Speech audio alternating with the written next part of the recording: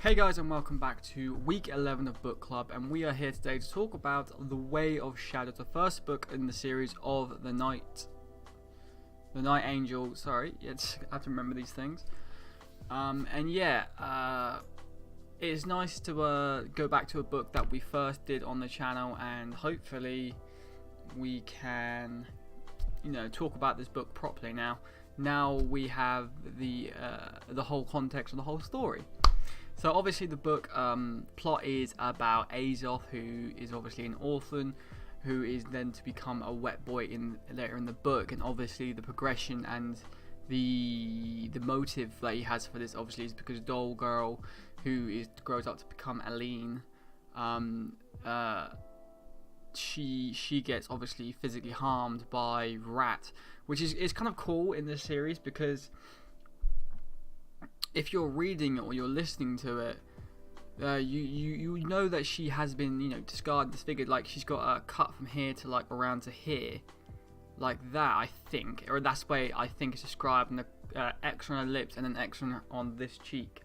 But when you're listening to the whole book and the whole story, and you just listen to the way the characters talk, you don't really remember. Sometimes I don't remember that she's like scarred. Obviously, I mean they throw it in your face a lot, but you don't remember it, if you see what I mean, because she doesn't seem sad. She doesn't seem depressed most of the time.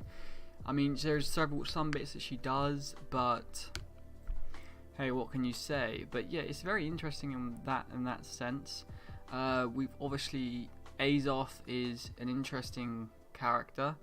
He obviously has morals, and you can push those morals past the point where he will do something that he doesn't want to do.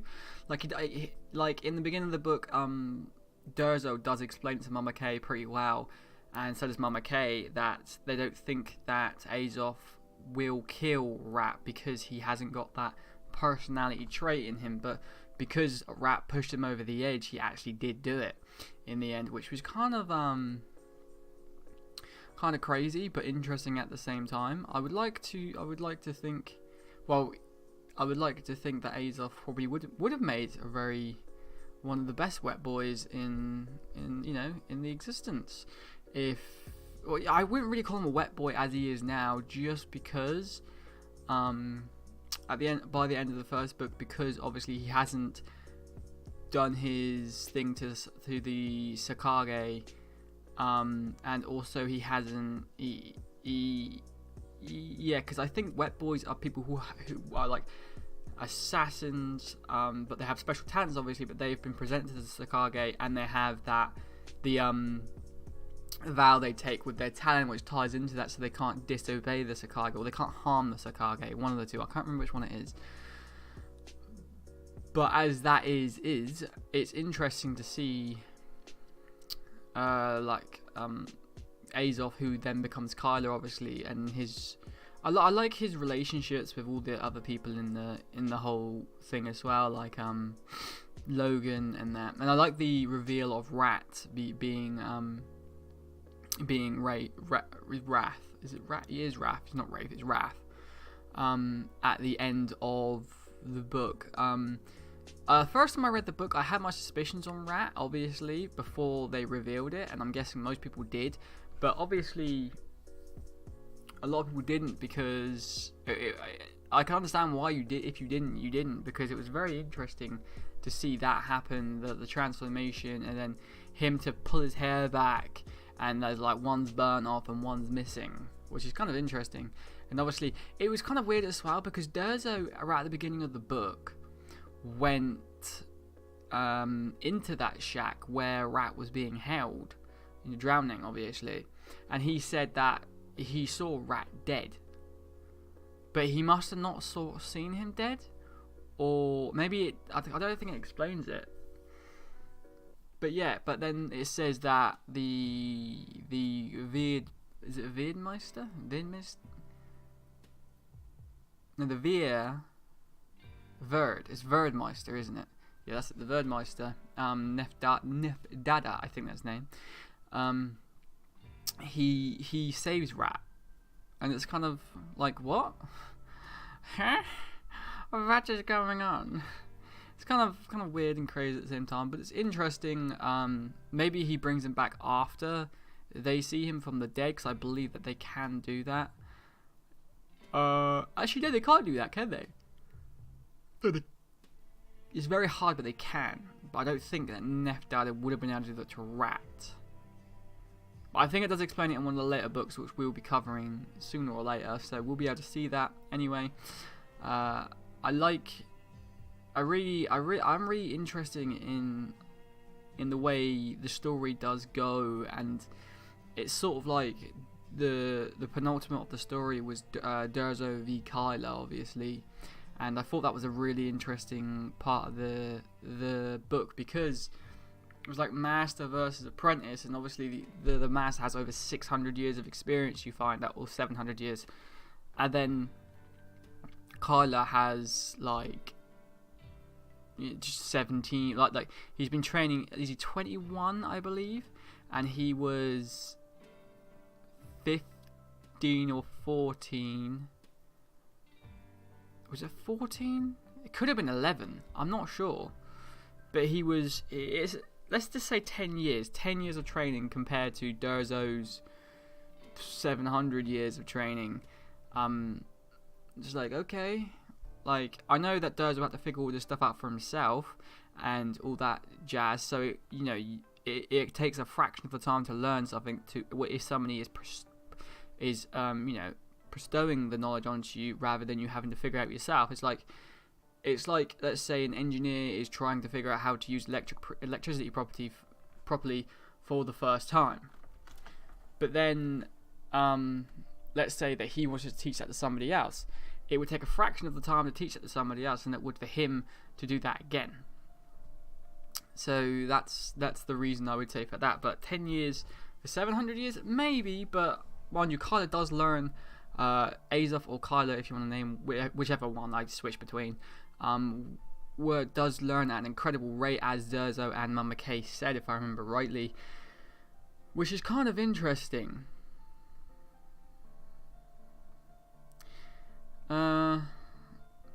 I do like the fact that Kyla, obviously he's a what the hell is that called? That's an Akari. Is the yada yada yada a Kakari fur? I believe it's called. Which means that he needs an Kakari to be able to unlock his talent, which he actually gets from Durzo, which is the Blackfoot Kakari. And that is probably the most powerful Kakari, and he realizes that near when Wraith is, he's fighting in the front with Wraith, which I thought was an interesting. I really like that, and it shows that Kyla or Azoth is truly good, a good person, and he only wants to do. He not only wants to do good, but he is good in that sense, because he basically went on to He was sat there, and there was a chance for them all to escape, or just the two girls, and then he stayed behind and fight, and that's what he did. And he kills everybody, but unfortunately falls in combat as well, which is unfortunate, I guess. It does kill Wraith in this one, right? If I remember rightly.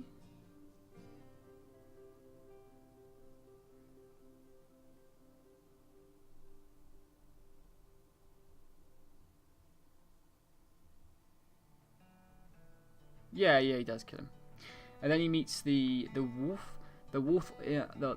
They just call him the wolf, which is kind of interesting. I would really like to see this wolf, or know what he is. And he's like in the doorway between life and death. Maybe he's like, I wouldn't say he's the Grim Reaper. That'd just be silly. I would say he's like, I don't quite know. He's not the Grim Reaper. It's definitely something interesting. Let's just say that much. But he doesn't get the full story, because Durzo brought everything down from him on a piece of paper, and that was covered in blood. And obviously, I guess we might find out that later on in the books. There are 3 books, obviously, which I will be reading all 3, and I'll probably be doing that for the next few weeks,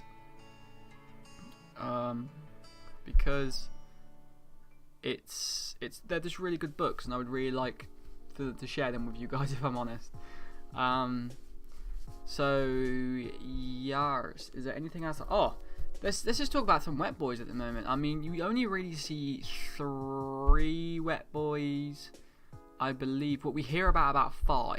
No, we hear about loads actually. But like Hugh Gibbet, obviously, we only hear about Hugh Gibbet, Durzo, Hugh Gibbet's apprentice, and there's another one, Scarlett Johnson, something like that. It's something. Scarlett Rayborn, that's it, I think. But yeah, that's the only actual wet boys we hear about. And Scarlett Rayborn is an archer, I believe. Hugh Gibbet's a butcher, they call him, because he loves to kill. And we also see the Hugh Gibbet's apprentice briefly as a beautiful young lady, who tries to seduce Kyler to kill him, which is interesting. I really like Kyler's personality when he faces danger, where he's always cracking jokes. He's always joking. He's never panicking or really scared. And obviously we have Logan as well, who's one of the main characters. He develops through the story a lot, like from when he meets Kyler, from when he starts and also when he meets the Sephi guy who is called